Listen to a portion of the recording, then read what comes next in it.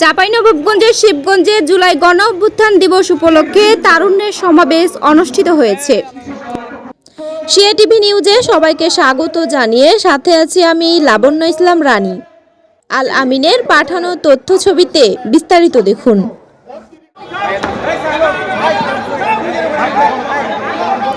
জুলাই গণ অভ্যুত্থান দিবস উপলক্ষে চাঁপাইনবাবগঞ্জের শিবগঞ্জে উপজেলা বিএনপি ও অঙ্গ সংগঠনের উদ্যোগে অনুষ্ঠিত হয়েছে তারুণ্যের সমাবেশ। মঙ্গলবার বিকেলে শিবগঞ্জ সরকারি মডেল হাই স্কুল মাঠে আয়োজিত এই সমাবেশে প্রধান অতিথি হিসেবে উপস্থিত ছিলেন প্রধানমন্ত্রীর পরিবেশ, বন ও জলবায়ু পরিবর্তন বিষয়ক বিশেষ সহকারী ডক্টর মোহাম্মদ সাইমুম পারভেজ। বক্তব্যে তিনি বলেন, বর্তমান সরকার উন্নয়নের মাধ্যমে নতুন বাংলাদেশ গড়ে তুলতে কাজ করছে এবং শিবগঞ্জ সহ উত্তরবঙ্গের যে কোনো অঞ্চল উন্নয়ন থেকে বঞ্চিত হবে না। তিনি বলেন, রাজনৈতিক কারণে পরাজিত এলাকাগুলোকেও সমান গুরুত্ব দিয়ে উন্নয়নের আওতায় আনা হবে।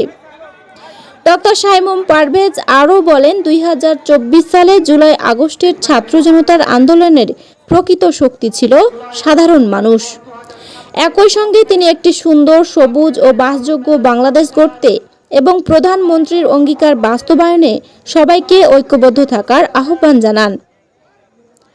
সমাবেশে সভাপতিত্ব করেন শিবগঞ্জ উপজেলা বিএনপির আহ্বায়ক আলহাজ মোহাম্মদ আশরাফুল হক।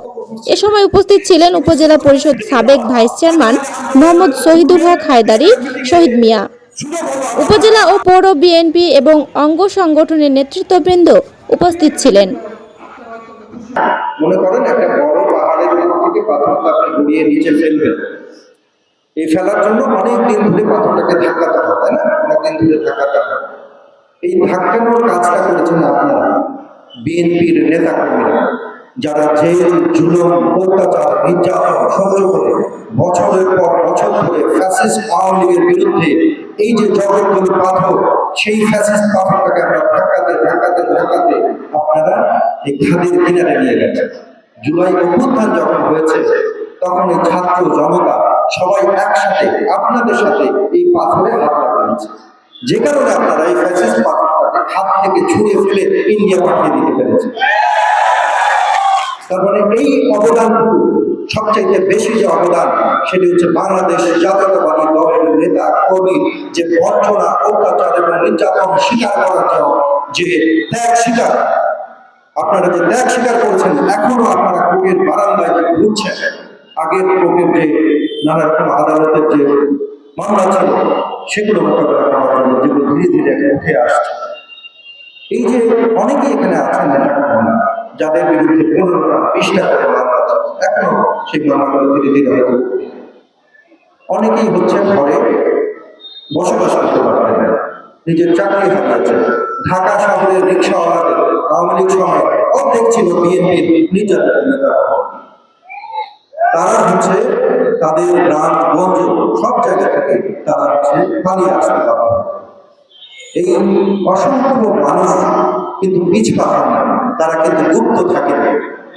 বিএনপির রাজনীতি কোনো গুপ্তের রাজনীতি না। বিএনপির রাজনীতি হচ্ছে প্রকাশ্যে বুক ফুলিয়ে একটি আদর্শের কথা, জাতীয়তাবাদী ধারণার কথা, চেতনার কথা, জাতীয়তাবাদকে বুকে ধারণ করার কথা প্রকাশ্যে বলার যে সাহস, সেই সাহস কিন্তু আপনাদের এই বিএনপি নেতা কর্মীদের মধ্যে রয়েছে। এই থাকার ফলেই আপনাদের জেল, জুলুম, অত্যাচার, নির্যাতন, গুম, খুন এগুলো কিন্তু সহ্য করতে হয়েছে। কিন্তু তারপরে আপনাদের একটি সরকার ক্ষমতায় এসেছে। এই সরকার ক্ষমতায় এসেছে যখন ভোট হয়ে গেল তখন আমিও কিন্তু হঠাৎ কি হলো, আমাদেরকে আর কোনো জেল থাকার জন্য আমরা প্রস্তুতি, কারণ 2-3টি মামলার প্রায় সাক্ষী পর্যায়ে। সেই সময় হঠাৎ শুনছি যে স্কাইপিতে 7 থেকে 8 দিন পর তারেক রহমান একটি মিটিং ডেকে যাওয়া, মাঝে মাঝে আন্দোলনের পূর্বে 2-একটা মিটিং এ সুযোগ হলো আমার থাকা। আমাদেরকে বললো তারেক রহমান মিটিং এর ছবি লিঙ্ক দিয়েছে। আমি বললাম, আর কি লিঙ্ক দিয়ে হবে ভাই, আমরা আর কি কিছু হবে? কিন্তু তারেক রহমান এমন একটা নেতা, তিনি কিন্তু হাল ছাড়েননি। এই জুলাইয়ের অবদান কারো যদি থাকে তাহলে ছোটভাবে অপরাধের তারেক রহমানের। আমি কথা বলতে পারছি না, আমি আর একটা কথা বলি। যখন আমরা এখানে ধানি শীষে ফেল করলাম আমাদের প্রান্তীয় নেতাকে কুচক্রী মহল বিভিন্ন ভোটের রিটার্নিং করে ফেলতে পারো, তখন কিন্তু আমি হতাশ হয়ে গেছিলাম যে আমরা বলাই এই ট্রেনের মধ্যে ব্যর্থ হওয়ার বিএনপি সরকার গঠন করবে, আমাদের এই শিক্ষক আমরা বঞ্চিত হয়ে যাবো। কিন্তু জনাব তারেক রহমান তিনি তার আশেপাশে মেধাবী দেশ গঠনের জন্য তাদের আশেপাশে রয়েছেন। তিনি আমরা সেই ট্রেনে উঠতে ব্যর্থ হলেও তিনি আমাদের একটি আমেরিকান ইঞ্জিন দিয়েছেন, যে ইঞ্জিনে শিক্ষক ট্রেনে নিয়ে যাবে উন্নয়নের পথে।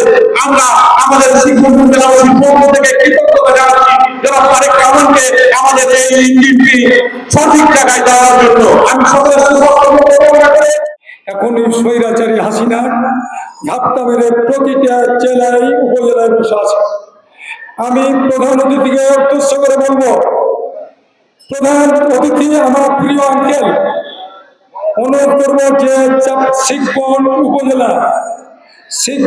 উপজেলা পরিষদের